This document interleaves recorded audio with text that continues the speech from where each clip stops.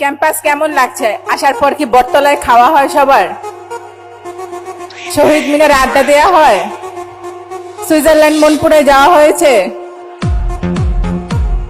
প্রথমেই সবগুলো করে ফেলবেন, পরে আর সময় সুযোগ কোনোটাই হবে না। ক্লাসগুলোতে কি ক্লাব থেকে যাওয়া হচ্ছে মেম্বার রিকোয়ারমেন্টের জন্য?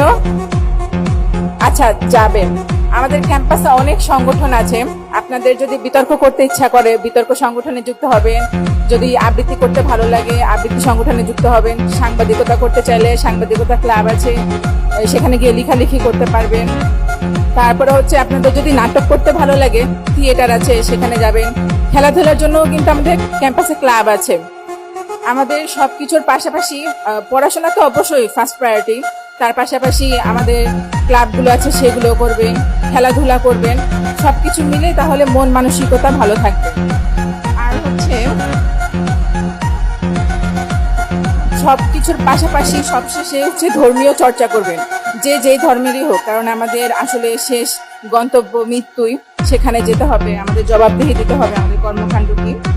আর এবার হচ্ছে জাকসুর প্রতিনিধি হিসেবে কথা বলি। আপনারা সবাই অবগত আছেন যে জাকসুর উদ্যোগে আমাদের বিশ্ববিদ্যালয়ে একটি অ্যান্টি র্যাগিং সেল গঠন করা হয়েছে। সেখানে 2 জন সহকারী প্রক্টর আছে এবং জাকসু থেকে 6 জন মেম্বার যুক্ত আছে। এবং আমরা অ্যান্টি র্যাগিং সেল থেকে এই পর্যন্ত 5 থেকে 6টা র্যাগিং আমরা সমাধান করেছি এবং জাহাঙ্গীরনগর বিশ্ববিদ্যালয়ের ইতিহাসে সর্বপ্রথম আমরা একটি ছেলেদের হলে 24 ঘন্টার মধ্যে আমরা সমাধান করেছি।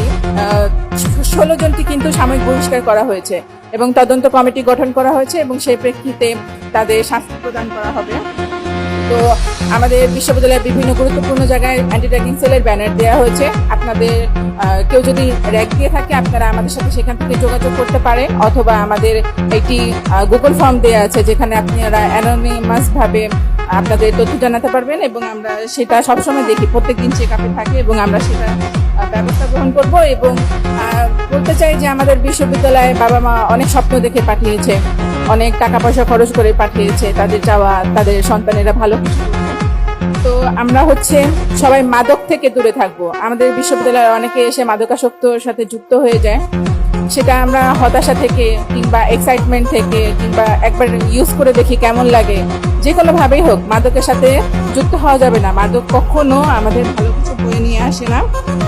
আর হচ্ছে আমাদের সহসভাপতি আব্দুর রশিদ জিতু ভাই এসেছিলেন সকাল থেকে, ওনার ঢাকাতে কনজিউমার্স অ্যাসোসিয়েশন অফ বাংলাদেশ থেকে একটা প্রোগ্রাম আছে সেখানে চলে গিয়েছেন। উনি সবাইকে হচ্ছে স্বাগতম জানিয়েছেন বিশ্ববিদ্যালয়ে। আর সবশেষে বলবো যে আমি ফিমেল এজিএস দেখে যে শুধু ফিমেলদের প্রতি